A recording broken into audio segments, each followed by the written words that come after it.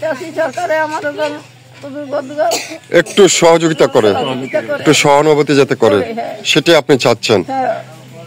সম্মানিত দর্শক, আসসালামু আলাইকুম। দেশ ও দেশের বাইরে সকলকে জানাচ্ছি বাংলাদেশ পাবলিক টিভি সংবাদের পক্ষ থেকে আন্তরিক শুভেচ্ছা ও অভিনন্দন। প্রিয় দর্শক, এই মুহূর্তে আমি অবস্থান করছি কুমিল্লা জেলার বরুড়া উপজেলার ষাটপুর ইউনিয়নের লক্ষ্মীপুর গ্রামের কচুয়ার পাড়। আমরা যেমনটা জানতে পেরেছি অল্প কিছুক্ষণ আগে যে এই এলাকাতে দুটি গড় পুড়ে ছাই হয়ে গিয়েছে। আসলে এই দুটি গড় পুড়ে ছাই হওয়ার আগে আমরা আসার সময় যতটুকু জানতে পেরেছি, এখানে ফায়ার সার্ভিসের লোকও এসেছে বা ফায়ার সার্ভিসের গাড়িও এসেছে আনুমানিক রাত্র 2টার দিকে, কিন্তু তারা এই ঘটনাস্থলে উপস্থিত হতে পারেন না, তেমনটাই আমরা জানতে পেরেছি।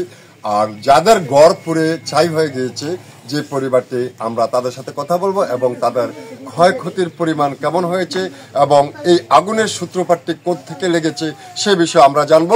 ততক্ষণ পর্যন্ত আপনারা আমাদের সঙ্গে থাকুন এবং দেখতে থাকুন আমাদের এই প্রতিবেদনটি। পরিচয়? আমার পরিচয়, আমার নাম তপন চন্দ্র সরকার। তপন চন্দ্র সরকার। আচ্ছা, আপনার এখানে এই দুটি গড় কিভাবে পড়েছে বা এই আগুনের সূত্রপাত কি থেকে? এই কারেন্টের থেকে। তো ফায়ার সার্ভিসের লোক কি এসেছে? না, আসতে পারেন তো, আমরা রাস্তার দুর্গতি রাস্তার জন্য আসতে পারেন, তবে তারা তো আশা শিওর আপনাদের বাড়িতে রাস্তার জন্য আসতে পারেনি, তার জন্য দুঃখ প্রকাশ করছে। যেহেতু ওনারা আসছে আপনাদের কাছে দ্বার প্রান্তে আসতে পারেনি রাস্তার জন্য।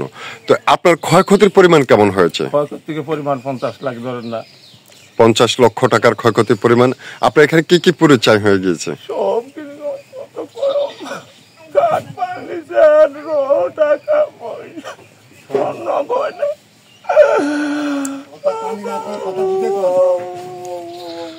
হ্যাঁ, উনি কান্নার জন্য কথা বলতে পারছেন। আমরা সব পুরো ছাই হয়ে গিয়েছে।